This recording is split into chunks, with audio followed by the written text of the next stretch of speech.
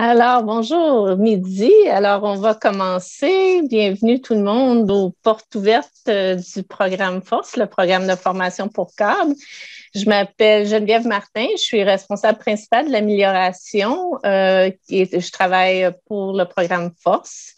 Et aujourd'hui, je vous rejoins d'Ottawa. Avant de commencer, je veux avertir tout le monde que la session, elle est enregistrée. Et je vois déjà que les gens se présentent dans le chat. Alors, allez-y, vous pouvez vous présenter l'un l'autre. Et je vous joins d'Ottawa, qui est sur le territoire non cédé du peuple algonquin. Et j'ai avec moi aujourd'hui, pour les portes ouvertes, je vais être jointe d'Armand Boudreau, qui est notre formateur principal pour le programme Force, et de Louis-Philippe Aymon, qui est adjoint à la direction de la protection de la jeunesse au CIUS de la capitale nationale et qui est un ancien boursier Force de la cohorte C15. Alors, si vous vous joignez au programme, vous seriez ce qu'on appelle la C17. Louis-Philippe était dans la C15. Alors, juste pour parler un peu des objectifs, je voulais aussi, excusez, avant de commencer, les questions. Alors, gênez-vous pas de poser des questions au fur et à mesure. Ça nous dérange pas de se faire interrompre si vous pensez à une question. Vous avez différentes façons de poser les questions. Alors, vous pouvez les poser dans le chat, ou vous pouvez aller au bas de votre écran et choisir réaction et lever la main. Ou, si vous voulez, vous pouvez allumer votre caméra, nous faire un signe. On va essayer de vous voir et on va répondre à vos questions. Il va y avoir un temps à la fin aussi pour des questions. Alors, je veux vous rassurer qu'on va aussi prendre du temps à la fin pour poser les questions, mais ça ne nous dérange pas si vous voulez les poser au fur et à mesure. Alors, le but de la rencontre aujourd'hui, c'est de parler un peu du programme Force, vous donner encore un aperçu, les enseignants, les formateurs, un peu parler des objectifs du programme, les activités principales, les éléments livrables qui vont vous être demandés au cours du programme. Puis aussi, pour vous offrir un temps de réflexion, pour voir si vous déterminez si vous êtes prêt à amener un projet d'amélioration, qui serait bon pour le programme Force. Et aussi d'entendre puis de rencontrer le boursier de Louis-Philippe, qui va vous parler de son expérience lors du programme.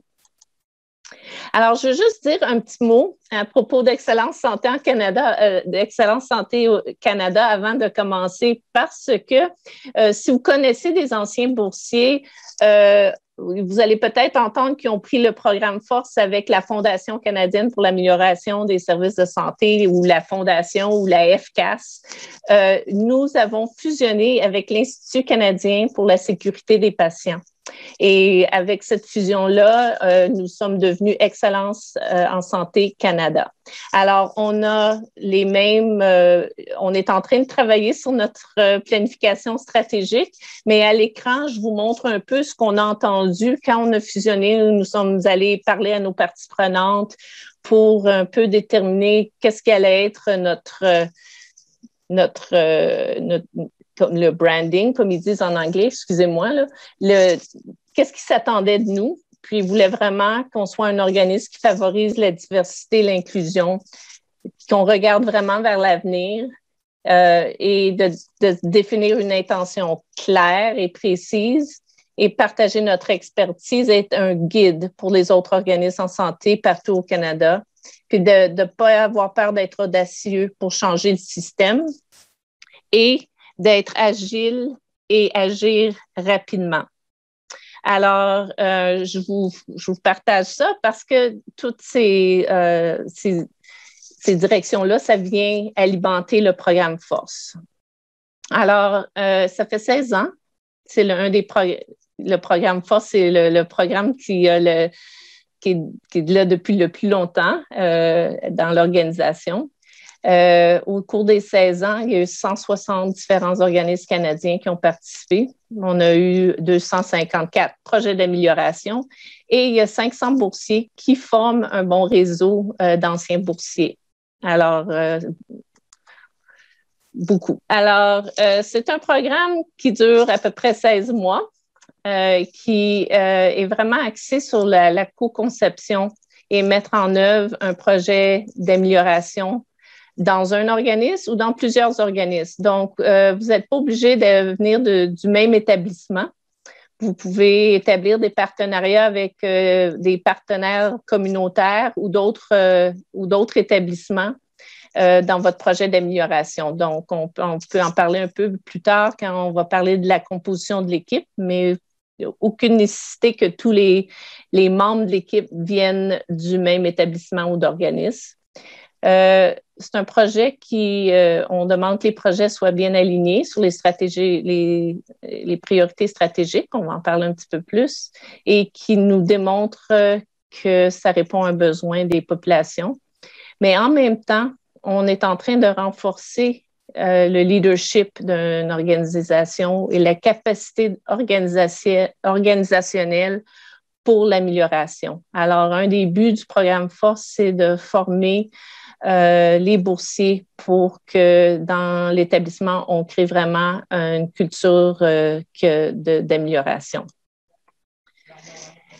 Il y a beaucoup d'informations que je dis qui sont disponibles dans l'appel à candidature, mais aussi juste qu'on veut répéter aujourd'hui, c'est que le programme Force, vous faites une demande en équipe. On recommande au moins 3 personnes par équipe et on accepte jusqu'à 5 personnes qui sont membres. Puis on me dit clé parce que ça, c'est l'équipe force. Ce sont les personnes qui vont venir au programme, qui vont être toujours présents aux sessions de formation. Alors, c'est l'équipe clé de 3 à 5 membres et recommande fortement qu'un de ces membres-là soit membre de la haute direction si possible. On a mentionné un peu des établissements de santé ou de services sociaux communautaires. Ça peut être à tous les niveaux. On a eu des équipes où il y avait des gens du ministère, des gens d'établissement ou des organismes communautaires. Alors, c'est pas obligé que tout le monde doit être d'un établissement. Votre équipe peut être formée de prestataires, mais aussi d'administrateurs. Et vous pouvez aussi, dans l'équipe Force, si vous avez un usager partenaire ou quelqu'un que vous pensez deviendra un leader dans votre organisation ou quelqu'un avec de l'expérience vécue pourrait faire partie de l'équipe Force. Alors, un peu sur le programme, les enseignants de la formation. À Excellence Santé Canada, on est une petite équipe. Alors, la directrice Kim Kinder et moi, et on a une coordonnatrice de projet, Thea Anthony. On est une petite équipe parce que beaucoup de gens qui travaillent avec le programme Force, ce sont de la faculté. Alors, nous travaillons beaucoup avec la faculté externe des experts en la matière pour venir livrer les sessions. Et sur l'écran, vous voyez au centre un groupe clé alors on a un comité aviseur, mais on a aussi un comité qui nous recommande le développement du curriculum. Et autour, on a des exemples de formateurs qui sont présents, qui vont être assignés à chaque équipe. Alors, Armand va vous parler un petit peu plus du rôle du formateur tout à l'heure, mais c'est une grosse équipe, une petite équipe à l'interne, mais une grosse équipe quand on pense à tout le monde qui participe au programme Force. Le contenu du programme est très axé sur les 6 leviers d'amélioration des services de santé. C'est un document que vous pouvez trouver dans l'appel à candidature. Il est mentionné, il y a un lien, il est disponible sur notre site web. Mais beaucoup du contenu vont être pour développer la capacité organisationnelle, c'est de regarder les 6 leviers. Alors, on fait beaucoup de l'emphase sur la prise de décision qui est basée sur des données probantes. On veut voir que le projet répond aux besoins d'une population. On veut mobiliser les patients, les citoyens. Et on veut vraiment créer la culture organisationnelle d'amélioration et vraiment développer les politiques incitatives et favorables pour développer cette culture-là. Alors, tout au long du programme, on se base beaucoup sur ces 6 leviers qui sont venus d'une recherche d'établissements haut performants. Et qu'est-ce qui faisait que ces établissements-là étaient haut performants? C'était les thèmes qui ont été relevés d'une recherche. Alors, le programme de formation, il y a certains thèmes qu'on aborde à toutes les cohortes. Les sessions précises peuvent changer d'une année à l'autre, mais c'est parce qu'on garde les mêmes thèmes, mais c'est sûr qu'on essaie de rester actuel. Alors, on discute beaucoup des enjeux actuels et on peut faire des ajustements aux sessions qu'on donne, mais on parle toujours, on donne une bonne base sur les principes d'amélioration de la qualité, le Improvement Science, et la gestion du changement, parce que il va y avoir un changement que vous allez vouloir mettre en place. On parle aussi beaucoup au début et tout au long de l'efficacité de l'équipe, le travail en équipe et un travail efficace. Tout au long, du début à la fin, on va en parler un peu plus, c'est la participation des patients, les usagers, leurs familles. On met beaucoup l'accent sur ça. On parle aussi de l'humilité et sécurité culturelle. Alors, on se encourage à penser au peuple, la Première Nation que vous desservez, mais aussi s'assurer d'incorporer ça dans votre projet. Et on parle aussi de la diffusion de la pérennité de votre projet. Alors, s'assurer qu'on a des bonnes bases pour que le projet pérenne et que vous soyez capable de le diffuser soit à l'intérieur de votre établissement, ailleurs dans la province ou plus haut. Alors, de la colonne, on s'est un peu parlé des activités qui viennent que vous allez faire pendant le programme, c'est-à-dire qu'on va vous demander de réfléchir à votre problème et de nous donner des données probantes relatives à ce problème-là. On va vous demander de créer un diagramme de force mobilisatrice, un plan de mesure. On va tout vous expliquer c'est quoi, vous donner la chance. On demande à toutes les équipes de remplir l'outil d'évaluation de l'organisme qui va mesurer un peu la capacité d'amélioration, qui va venir souligner où est l'établissement au niveau et on va discuter avec votre autre direction de ces résultats-là. Pendant le programme, vous avez à certains moments, vous devez présenter votre mise à jour de projet aux autres équipes. Alors, on veut vraiment qu'il y ait des échanges entre équipes. Et c'est sûr, à la fin, on veut une présentation et un rapport final du projet. Alors, juste pour dire aussi que pendant le programme, on organise ce qu'on appelle des visites de site. Le formateur qui vous est assigné, quelqu'un d'Excellence Santé en Canada et votre haute direction. On vous demande d'inviter la haute direction pour avoir une réunion sur le projet et c'est vraiment une bonne façon d'avoir des discussions, non seulement sur votre projet, peut-être des enjeux ou l'évolution du projet, mais aussi de parler de la capacité organisationnelle à l'intérieur de votre établissement. Si possible, cette année, c'est sûr que les visites de site ont été virtuelles. Si possible, c'est des visites en présence. Alors, pendant le programme, la façon qu'on livre les différentes sessions, on utilise les plateformes virtuelles, les webinaires, qui sont tous enregistrés. des ateliers en personne lorsque permis. Donc, on vous demande de venir à un endroit prédéterminé et passer quelques jours vraiment une session un petit peu plus chargée, mais on vous demande de venir en personne et de donner votre attention. Et on a des sessions bien remplies, des journées remplies. Chaque équipe a un formateur et peut-être, Armand, je vais prendre une pause ici, puis peut-être tu pourrais parler un peu du formateur assigné à l'équipe. Oui, le formateur, en fait, c'est un coach qui est assigné.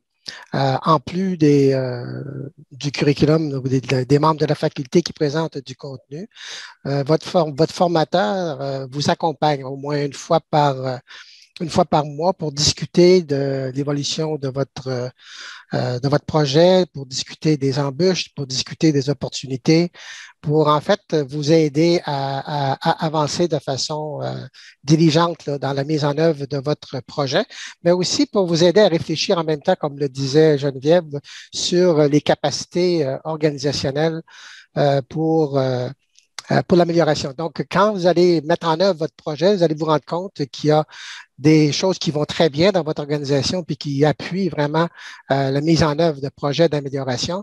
Mais il y a aussi probablement, et c'est habituellement ce qu'on retrouve, vous allez vous apercevoir qu'il y a certaines embûches dans le sens qu'il y a il y a des difficultés opérationnelles qui vous empêchent d'être le plus efficace possible pour accomplir votre projet d'amélioration. Donc, le coach fait ça. Il vous accompagne aussi durant les ateliers et à chacun des webinaires et à chaque fois qu'il y a des discussions pendant les ateliers en groupe, etc., ou en équipe. Vos coachs sont là pour vous appuyer là-dedans. Et ces coachs-là, ce sont des gens qui ont une grande expérience dans le domaine de la santé. Et puis qui ont été soit des cadres supérieurs, qui sont actuellement des cadres supérieurs et qui ont eu la responsabilité de mettre en œuvre des projets d'amélioration. Merci, Armand. Aussi, on a un bureau virtuel, alors une plateforme en ligne où on peut mettre les ressources. Alors, vous avez toujours une place à venir trouver, que ce soit les diapos des sessions ou des articles qui viennent renchérir la session ou une plateforme de communication. Alors, je vais prendre une pause ici pour passer la parole. Je vais arrêter de partager mon écran et je vais passer la parole à Louis-Philippe. Louis-Philippe, bienvenue et je te laisse la parole. Vas-y. Donc, bonjour tout le monde. Donc, Louis-Philippe Aymon, je suis adjoint à la direction de la protection de la jeunesse et je faisais partie de la 15e cohorte. Donc, je travaille aussi sur la capitale nationale. Notre projet, en fait, portait sur l'intervention précoce et concertée au niveau de la négligence. Puis, on le travaillait en concertation avec des partenaires de la communauté. Donc, Armand et Geneviève m'ont demandé de venir un peu partager mon expérience qui est propre à moi et à notre équipe, notre organisation, mais ça peut quand même là, vous donner un peu un aperçu de qu'est-ce que ça donne dans le concret. Puis si vous avez des questions à la fin, ça me fera plaisir d'y répondre. Donc, initialement, en fait, la décision de me joindre au niveau en fait, de m'embarquer dans le programme Force et surtout de faire le projet, c'est certain que le premier facteur qui est important à considérer, c'est l'intérêt pour le projet ou la thématique qui va être abordée. Parce que, honnêtement, je ne sais pas combien de dizaines, voire centaines d'heures qu'on a passé autour de notre projet durant la durée du programme. C'est sûr qu'il faut avoir un intérêt marqué pour travailler en fonction de cette thématique-là. Et c'est certain aussi ce qui a fait pencher la balance dans mon cas, c'est pardonnez-moi l'anglicisme, mais le fit avec l'équipe. Nous, dans le fond, on était 4 gestionnaires au siège de la capitale nationale, 2 du côté de la DPJ, 2 du côté de la direction du programme jeunesse. Il y en a une que je connaissais un peu moins, mais les 2 autres, là, ça faisait déjà un bon moment qu'on travaillait ensemble. Puis honnêtement, Geneviève vous en a parlé, il y a des ateliers en personne, des webinaires, différentes sessions de différents ateliers, différentes rencontres à faire pour bâtir le projet. Donc, c'est important vraiment qu'il y ait une certaine chimie qui soit déjà là ou qui se crée là, durant le projet parce que vous allez passer beaucoup de temps ensemble, c'est certain. aussi peut-être à titre plus personnel, ben, c'était quand même pour moi, à mon sens, un privilège aussi de se faire former par des experts au niveau du Canada, États-Unis, des fois même du Royaume-Uni qui venaient nous parler des meilleures pratiques au niveau de l'amélioration continue de la qualité. C'est certain qu'au-delà de faire le projet en soi puis de le réaliser, ben, ça donne un peu aussi ça permet de développer des compétences qui nous permettent de jouer un rôle d'influence justement après dans notre organisation. Puis vraiment, c'est ce qui venait me chercher au départ. Pour vous donner une idée du temps à consacrer, nous, initialement, on n'avait pas eu un webinaire comme ça avant de débuter, donc on avait approché un ancien boursier force de notre organisation pour voir un peu qu'est-ce que ça donnait. Lui nous avait dit qu'il avait consacré, en fait, lui et son équipe de travail se mettaient une journée fixe par semaine pour parler du projet, faire les rencontres. Puis c'est un peu ce qui était aussi demandé à ce moment-là par la Fondation là, avant la fusion. Donc, je vous dirais, ça a beaucoup ressemblé à ça. Nous, la méthode qui était propre à notre équipe qu'on avait mise en place, parce que là, au début, on se disait une journée, on a regardé nos agendas, on se disait, ça va être quoi la journée? Parce que déjà, nos agendas étaient pratiquement déjà remplis des semaines, voire des mois à l'avance. Donc, nous, on s'est fixé des rencontres statutaires une demi-journée par semaine qui, des fois, ont prolongé un petit peu, mais qui nous permettaient, exemple, Armand, c'était notre coach, donc de fixer nos rencontres mensuelles avec lui lors de ces moments-là. Donc, mais au-delà de ces rencontres, justement, des demi-journées que des fois on prolongeait ou des fois qu'on pouvait escamoter un petit peu parce qu'on travaillait aussi en dehors de ces rencontres-là pour faire avancer le projet. Ben, il y a aussi toutes justement les présences sur les ateliers en présence, les webinaires ou autres. Donc, grosso modo, ça ressemble, il faut s'attendre à au moins l'équivalent d'une journée par semaine, mais en même temps, ça peut être plus ou moins dépendamment là, du moment où vous êtes rendu, soit dans le programme ou dans votre projet. Là. Donc, c'est un peu ça qui s'est passé. Puis il y a beaucoup, justement, il y a des livrables à faire pour le programme, que ce soit organisationnel puis il y a beaucoup de choses en lien avec le projet. Donc, c'est certain que ça prend quand même, faut vouloir s'investir. C'est quand même une période de 14 ou 16 mois. Mais en même temps, c'est tellement enrichissant que ça a valu entièrement la peine. Je vous le confirme. Ça m'a appris beaucoup. Puis j'ai aussi consulté une de mes collègues pour avoir son avis, mais honnêtement, de l'importance de la prise de décision par les données probantes, parce que c'est tellement la base, puis on se le fait répéter, là, mais pour bien circonscrire c'est quoi la problématique ou le projet qu'on veut faire, et également de prendre des mesures pour le suivre en temps réel, pour voir concrètement c'est quoi les résultats que ça donne avant d'aller plus loin, puis le diffuser et le pérenniser à la fin du projet. C'est tellement important, ça nous a amené à nous mettre en lien, nous, avec notre centre de recherche, à prendre diverses données aussi auprès de nos partenaires, à voir dans la littérature scientifique ou autre. Puis c'est vraiment, on l'a testé, puis on a vu les résultats concrets dans notre projet, mais autant moi que mes collègues aussi, on l'applique sur différents projets ou même dans des décisions qu'on a à prendre, de prendre le pas de recul nécessaire, de prendre toutes les données nécessaires avant d'en arriver à la prise de décision. Vraiment, c'est un apprentissage important et qui nous sert là, vraiment au quotidien, là, mes collègues et moi.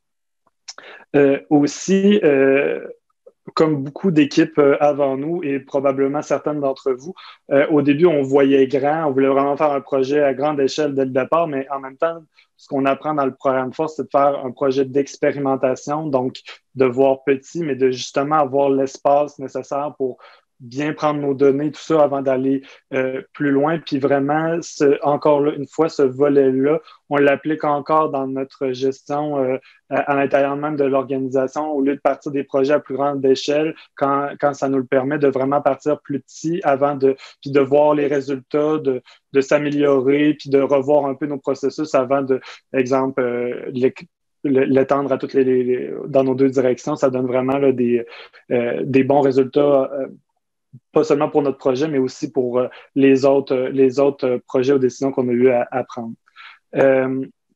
Vous le savez, là, dans la plupart des organisations, il y a les salles de pilotage, il y a des caucus d'amélioration continue qui sont souvent sur les cycles PDSA, là, donc Plan, Do, Study et Act.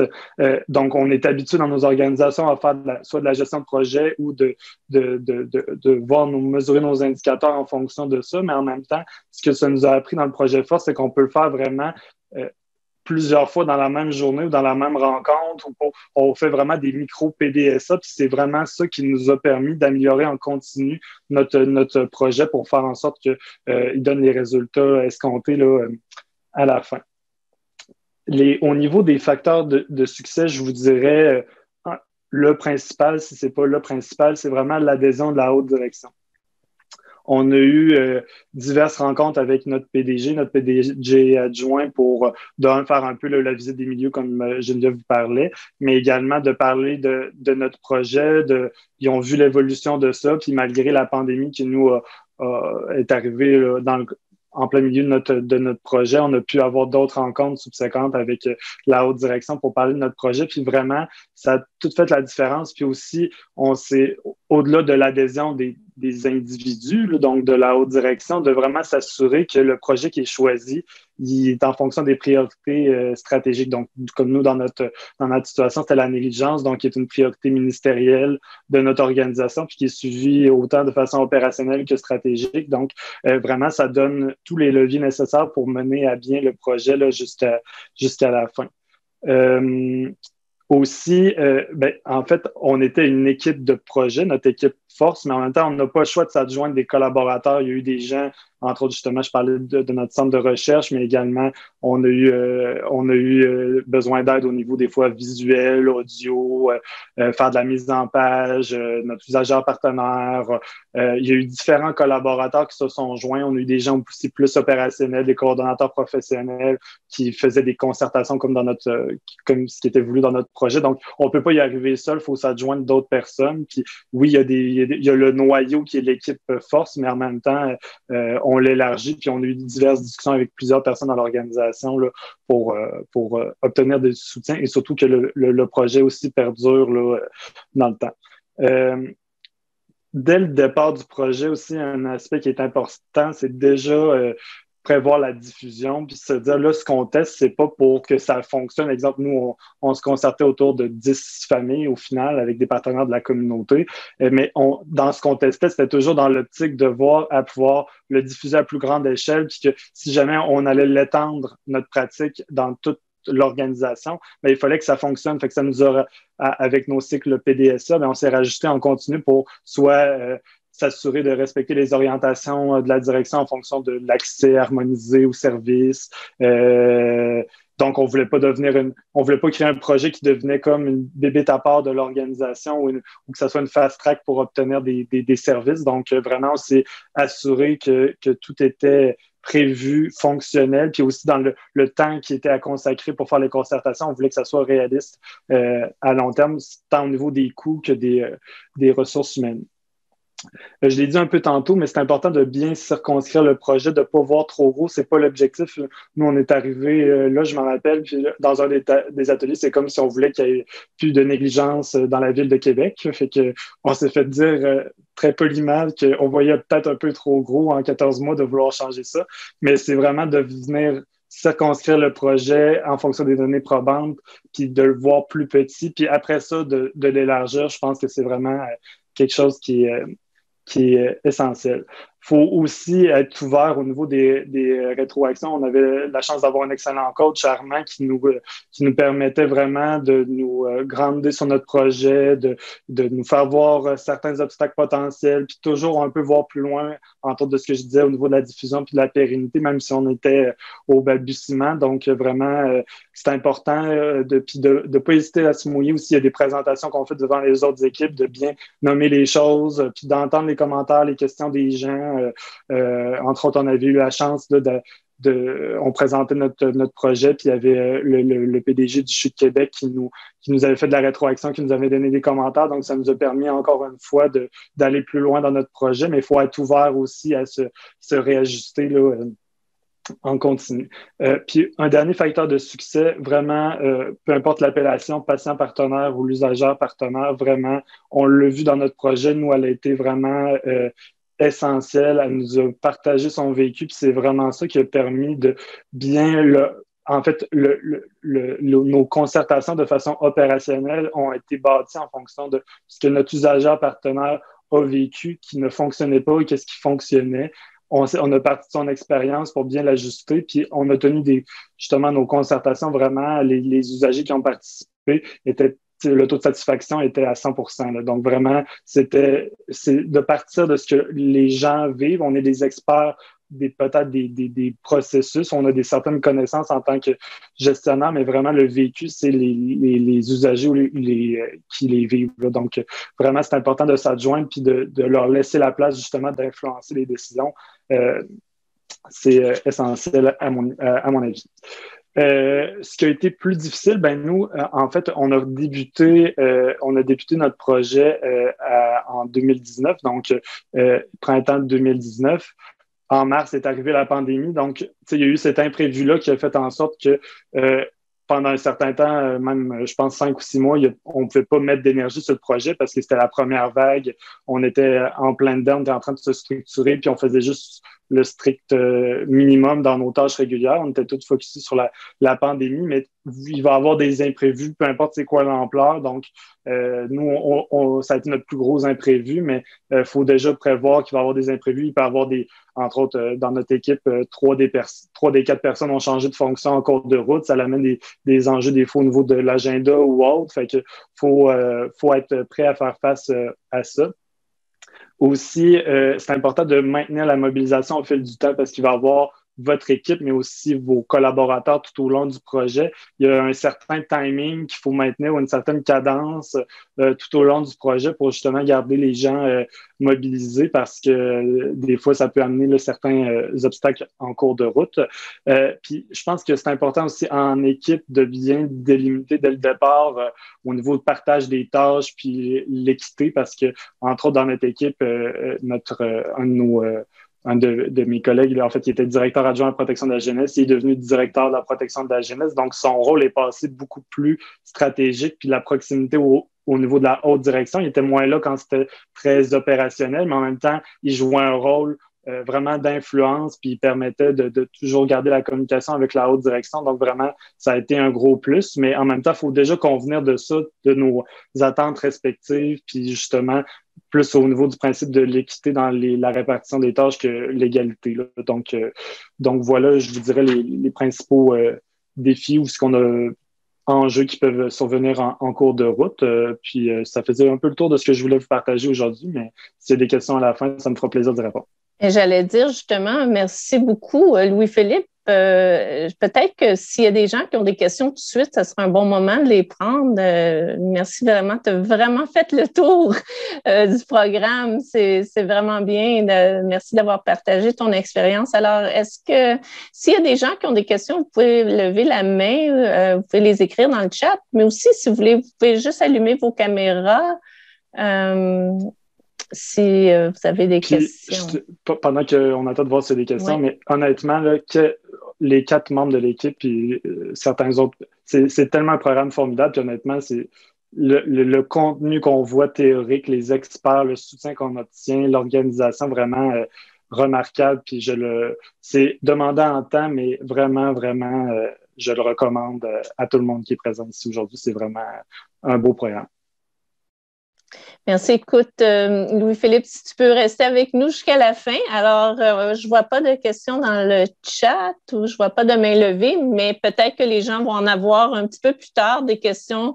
Alors, si tu peux rester avec nous. Ah, Claudine. Bonjour Geneviève. On a une question de René ici qui nous dit, comme nous sommes encore en pandémie, est-ce que la nature des activités et la portée des objectifs échéanciers des projets sont ajustés?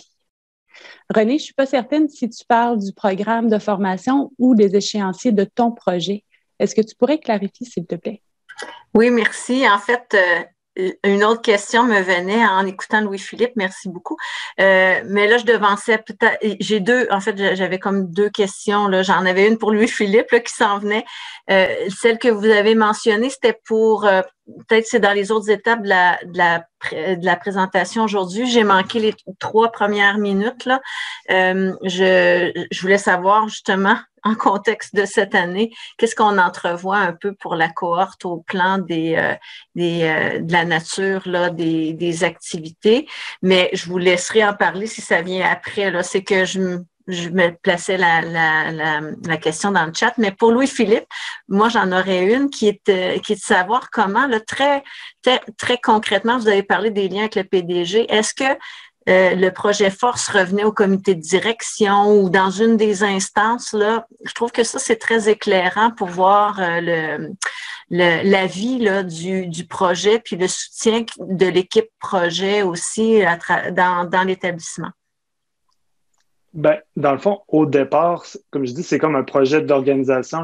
L'organisation investit de l'argent et tout ça. Donc, le PDG était déjà au courant dès le départ de, grosso modo, c'était quoi le projet, puis pourquoi on souhaitait le faire. Puis, tout au long du programme, justement, entre autres, il y a une visite du milieu. Donc, à ce moment-là, il y a le coach, l'équipe de force, on était là avec la haute direction. Donc, il y avait PDG adjoint, la directrice aussi du programme jeunesse. Donc, on avait eu, je pense, 1 heure juste à parler de notre projet. Donc, on parle du projet, de la capacité organisationnelle et tout ça. Donc, c'était une belle occasion d'échange. Suite à ça, tout au long du programme, il y a divers moments plus critiques. Entre autres, à un moment donné, il y avait eu un webinaire on faisait le compte rendu de où on était, comment on était avancé dans notre projet. Notre PDG était là lors de notre présentation, puis il a pu nous donner des commentaires tout de suite après. Là, au moment où on allait presque finir, puis en fait le tenir au courant là, de où on était rendu, parce qu'on était sur le bord là, de terminer là,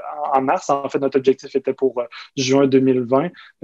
Donc, on était censé le rencontrer à nouveau. Est arrivé la pandémie, donc tout ça a été décalé, mais on l'a rencontré à nouveau. C'était pas un point statutaire, exemple, au comité de direction, mais on a eu quelques occasions où on pouvait échanger avec lui, puis c'était vraiment, même s'il était, vous comprendrez, débordé avec la pandémie, on a eu des moments où on pouvait échanger sur l'évolution, puis voyez-vous, là, on a déposé notre rapport final il y a quelques semaines, puis on y a envoyé, puis il a demandé à nous rencontrer à nouveau pour voir vraiment le bilan final, savoir c'était quoi notre prévision pour la suite et tout ça. Puis on avait justement la chance, je pense que Geneviève le disait au début, d'avoir un cadre supérieur dans l'équipe. Je pense que ça l'aide parce que justement, Patrick, notre DPJ, avait des rencontres statutaires avec notre PDG adjoint, puis il est le vis-à-vis, bien entendu, de la directrice du programme jeunesse. Donc, l'information circulait vraiment de façon presque continue au niveau de l'évolution de notre projet.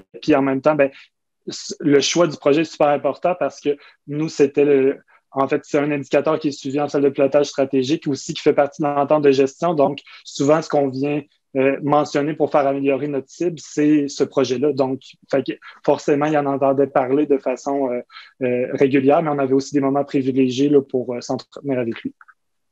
Merci beaucoup. Merci Louis-Philippe.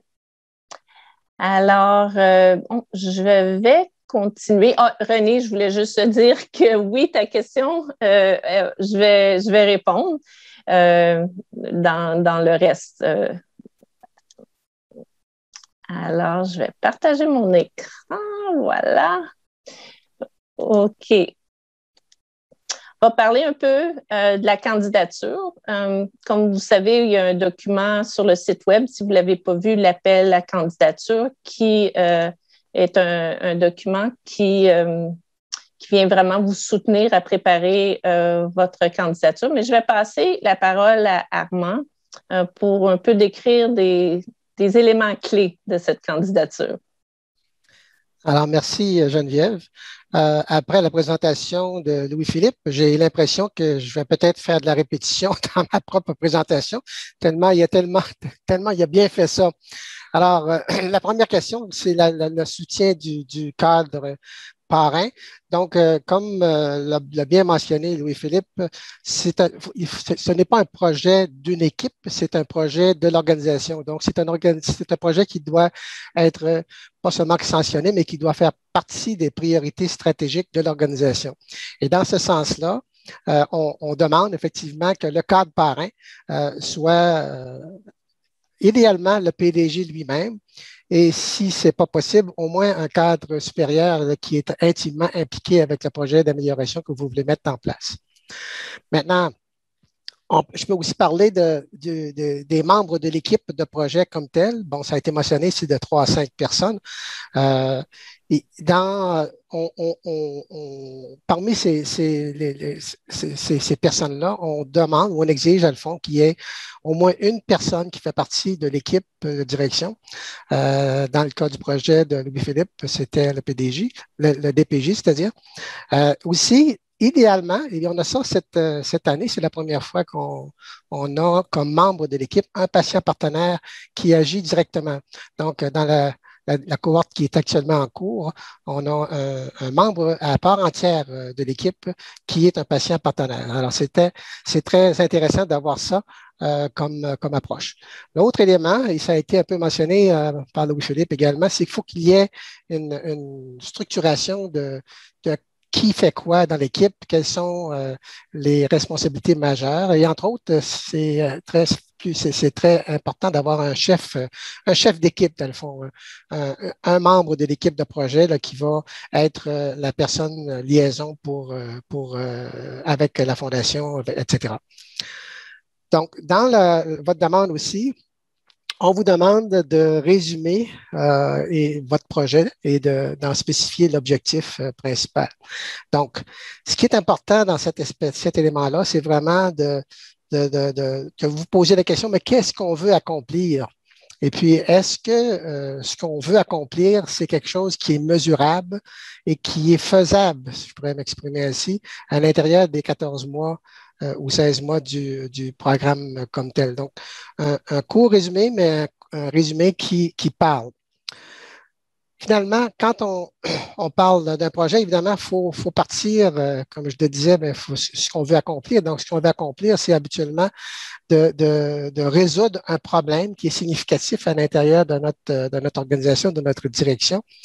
Mais ce problème-là, souvent, ce qui arrive quand on reçoit des demandes, c'est que on parle peu du problème, puis on parle beaucoup des solutions. Donc, on présente le problème comme étant la solution. Alors, ce qu'on demande, dans le fond, dans votre résumé, là, dans cet énoncé de problème-là, c'est d'être capable de donner quelques données sur la situation dans votre propre établissement, mais aussi des données aussi que vous avez pu tirer de la littérature, des données probantes, en fait, qui seraient à l'appui de ce que vous voulez faire. Prochaine diapo, s'il vous plaît. Donc, voilà. Là, Louis-Philippe en a parlé beaucoup, le patient partenaire. Ce qu'on vous demande de faire, c'est que avant même de présenter votre candidature, vous travaillez déjà avec des patients ou des patients partenaires. Il y a des organisations qui ont des bureaux de patients partenaires. Je pense que c'est la plupart des organisations au Québec, mais pas nécessairement partout ailleurs. On vous demanderait d'essayer d'identifier 2 patients qui pourraient être partenaires de votre projet. Le patient, il doit être impliqué pas seulement que dans la mise en œuvre du projet ou avec les équipes qui vont travailler ou des unités de travail là, qui vont essayer de mettre en œuvre les différents changements que vous voulez apporter. C'est qu'on espère que le patient partenaire puisse être là dès le point de départ, même dans la conception de votre projet. La conception, dans la mise en œuvre, dans l'évaluation, dans la diffusion. Donc, l'expérience qu'on a eue avec cette approche-là, c'est que quand les patients partenaires sont réellement présents, ça change la donne complètement. C'est un peu ce que Louis-Philippe expliquait tantôt. Ça nous rapproche beaucoup de l'expertise du patient partenaire. Donc, en d'autres mots, un patient partenaire, il n'y a pas juste un vécu, mais il y a une expertise qui est la sienne aussi, puis c'est l'expertise d'avoir vécu l'expérience d'être patient. Et ça devient absolument essentiel. L'équipe de mise en œuvre. Bon, ici, dans l'équipe de mise en œuvre, il faut d'abord essayer d'identifier qui va mettre en œuvre le projet dans votre organisation. C'est souvent soit un secteur d'activité ou une unité de travail, etc. Mais rajouter à cette équipe-là qui va en fait travailler sur le terrain, que ce soit, je sais pas moi, des infirmières ou que ce soit des travailleurs sociaux qui sont sur le terrain, qui font le travail et puis qui expérimentent les différentes façons de travailler ou les solutions que vous voulez mettre de l'avant euh, pour trouver réponse aux problèmes que vous avez identifiés. Donc, il y a d'autres personnes, d'autres types de personnes qui peuvent vous aider dans cette mise en œuvre-là. Donc, on parle de personnes qui sont, par exemple, des conseillers en sécurité, en amélioration de la qualité, des conseillers en technologie de l'information. Louis-Philippe, tantôt, parlait de personnes qui travaillent au niveau de la recherche. C'est clair que les projets qu'on vous demande de faire, ce ne sont pas des projets de recherche, ce sont des projets d'amélioration, mais on peut ajouter, on essaie de penser en l'équipe de mise en œuvre à des expertises particulières qui sont requises pour nous aider à mener à bien le projet. On vous demande aussi d'identifier un comité consultatif. Donc, ce comité consultatif-là, en fait, c'est un comité qui serait chargé de fournir des conseils, des orientations stratégiques au sujet de pas seulement que dès le point de départ, il faut les inviter et puis les impliquer, mais sur la conception du projet comme tel, le plus qu'on implique les parties prenantes dans ça, le plus de chances de succès qu'on a. Donc, c'est un comité, habituellement, le PDG fait partie de ce comité-là. Et oui, très souvent, c'est lui qui le pilote. Ce n'est pas absolument essentiel, mais c'est très souhaitable quand le PDG est là. Évidemment, ça maintient votre projet sur le radar, comme si je peux m'exprimer ainsi, tout le temps, et ça vous permet de mieux orienter ce que vous allez faire. On a mentionné aussi, dans ce comité consultatif-là, il peut y avoir d'autres parties prenantes qui sont significatives. Dans le cas du projet de Louis-Philippe, mais on parlait de comité d'organisations communautaires. Donc, qu'on ait des représentants d'organisations communautaires sur le comité consultatif, par exemple, comme étant une des parties prenantes significatives, ça aide beaucoup au point de départ parce que ça les met au plus haut niveau de la conception de votre projet. On pense aussi qu'au comité consultatif, il faudrait qu'il y ait un patient partenaire aussi. C'est pas toujours facile de recruter des patients partenaires qui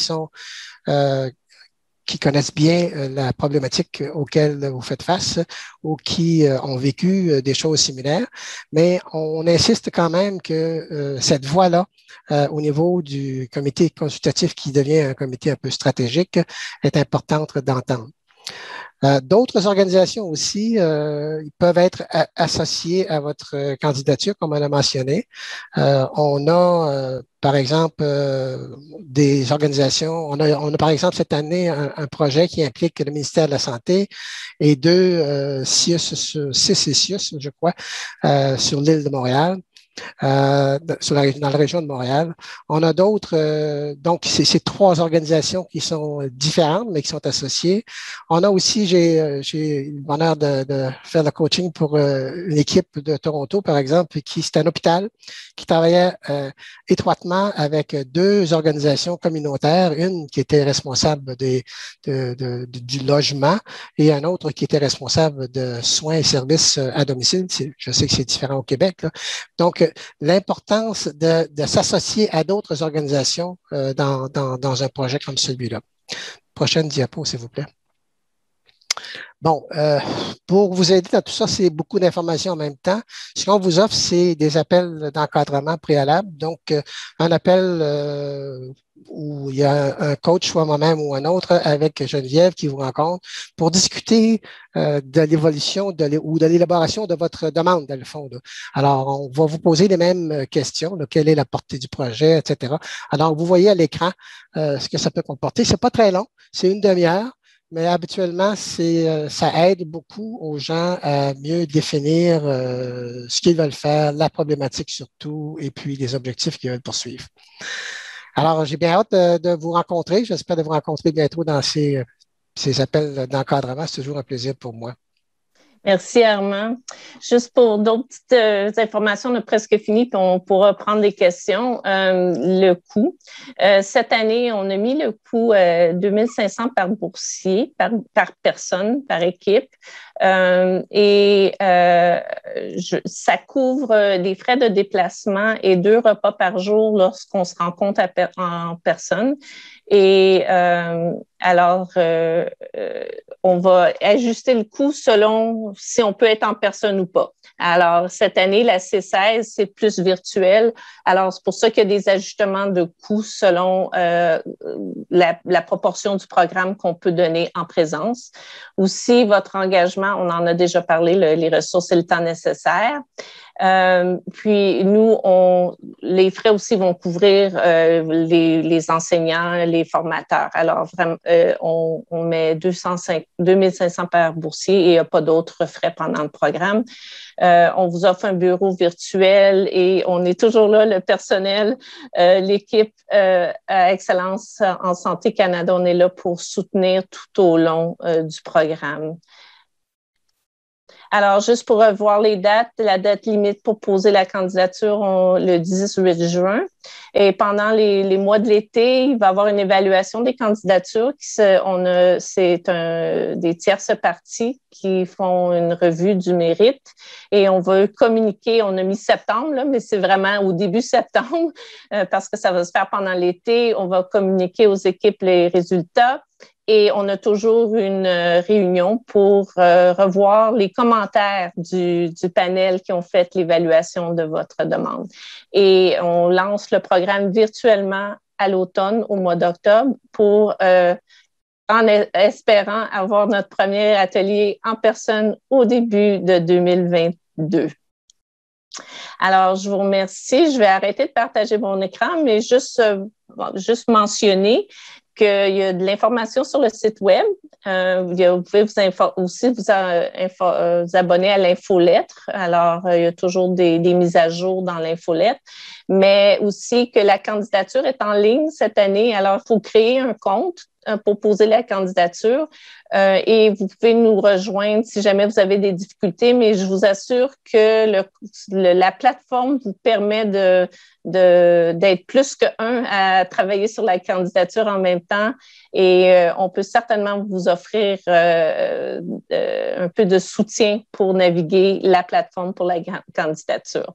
Alors, j'ai arrêté de partager mon écran et voir si vous avez des questions.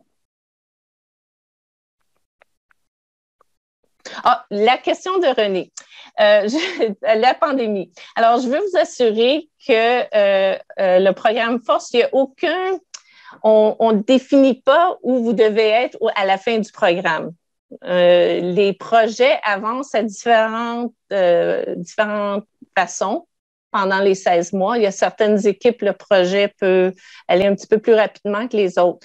Mais on veut, avec les formateurs, vous avez une progression. Alors, c'est sûr que la C16, couramment, elle a été beaucoup affectée par la pandémie, mais pas de la même façon pour toutes les équipes et on a ajusté. On s'est fait dire, c'est un peu trop pendant la pandémie.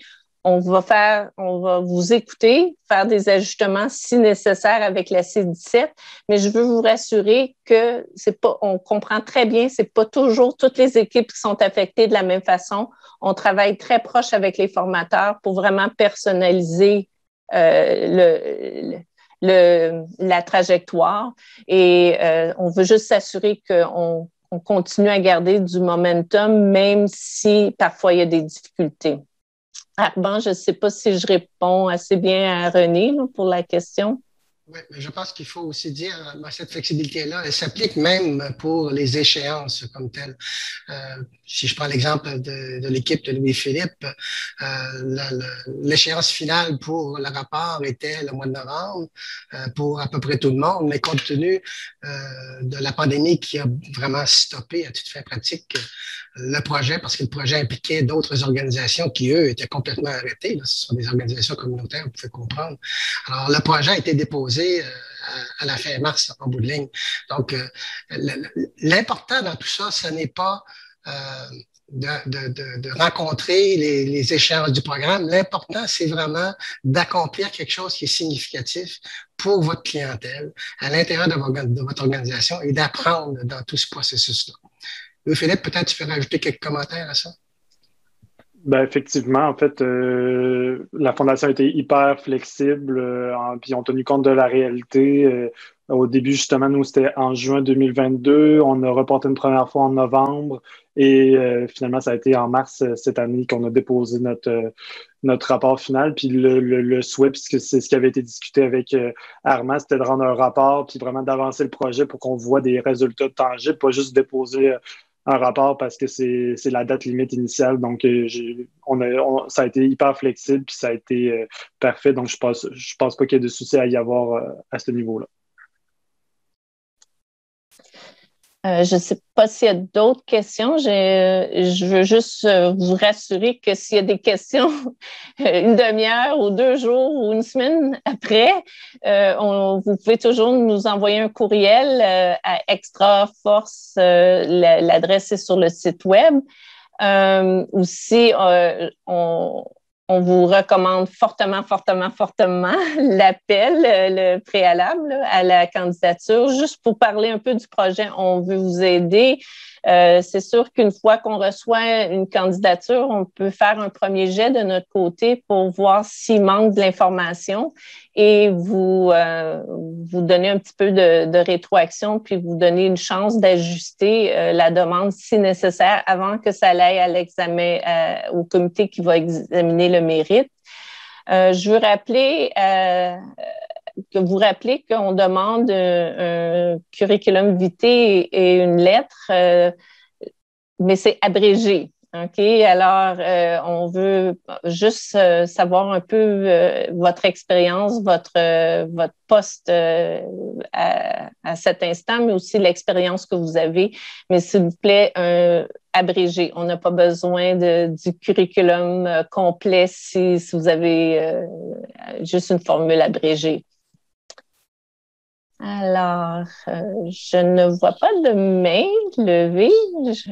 Geneviève, si je peux oui. peut-être ajouter, habituellement, on accepte dans le programme entre 10 et 12 équipes, je crois.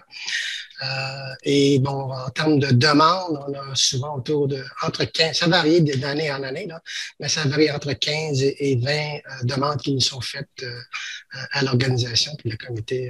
C'est ça. Et merci Armand, parce que c'est important de mentionner que la décision finale, elle revient à notre PDG, dans le fond. Alors, le panel nous fait des recommandations de quelles équipes, mais je vais être très transparente que la décision finale revient à notre PDG. Mais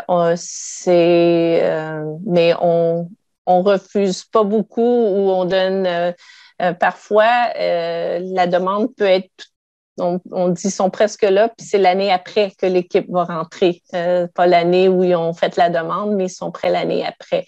Alors, c'est ça. C'est sûr qu'on recherche c'est un programme bilingue, alors des équipes de partout au Canada.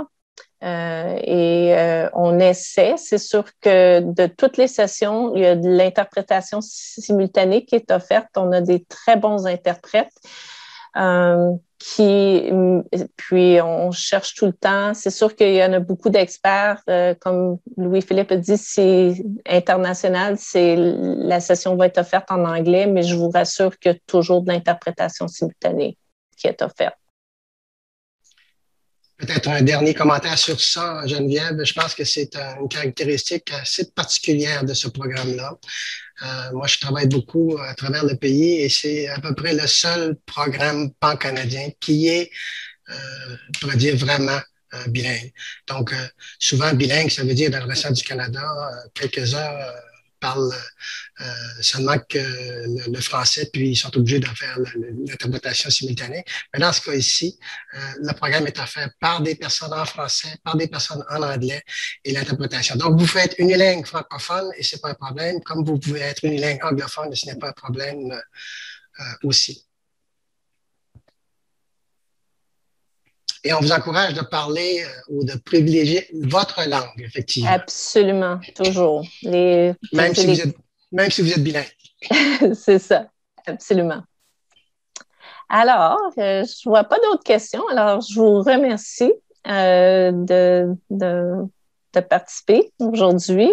Puis, comme j'ai dit, les questions peuvent venir plus tard. Puis aussi, cette session a été enregistrée. Alors, si vous avez des collègues ou d'autres membres de votre équipe qui voudraient l'écouter, on va pouvoir mettre l'enregistrement sur le site web. L'enregistrement va être disponible pour un temps limité, donc disons jusqu'au mois de juin, lorsque les candidatures sont dues. Peut-être un autre commentaire, excuse-moi Geneviève, je parle beaucoup. Un autre commentaire par rapport à la flexibilité du programme. Cette année, à cause, la cohorte 16 en cours, à cause de la COVID, effectivement, ça devenait trop difficile pour certaines équipes de poursuivre. Alors, il y a des équipes qui se sont mises en pause. En fait, 3 des équipes des 12 se sont mises en pause et on les a encouragées à reformuler une demande pour cette cohorte-ci. Donc, il y a cette flexibilité-là. S'il y a des circonstances dans votre organisation qui font en sorte que ce n'est plus possible de poursuivre, évidemment, on va avoir une bonne discussion avec vous et avec votre PDG à cet effet-là, mais c'est des possibilités qu'on peut entretenir. Donc, la flexibilité est toujours là. L'objectif, encore une fois, c'est vraiment d'aider votre organisation, d'aider votre clientèle dans des projets qui sont soutenables et puis solides. Alors, merci Armand, merci Louis-Philippe et merci à vous. Et en espérant qu'on va entendre parler de vous et on a hâte de vous parler. Alors, faites une demande d'appel pré-candidature. On a hâte de vous parler. Merci beaucoup à tous. Au revoir. Bonne fin de journée.